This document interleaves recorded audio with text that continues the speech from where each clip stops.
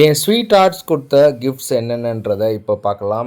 இந்த 2 சன்கிளாஸஸும் என் ஒய்ஃப் எனக்கு வாங்கி கொடுத்தாங்க. From Lenskart Vincent Chase brand.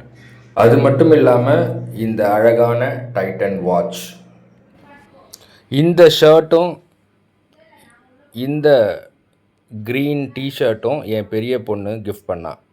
இது என் சின்ன பொண்ணு ப்ரெசன்ட் பண்ண பிளாக் டாட்டட் ஷர்ட். இது எங்கள் அம்மாவுடைய அன்பு பரிசு.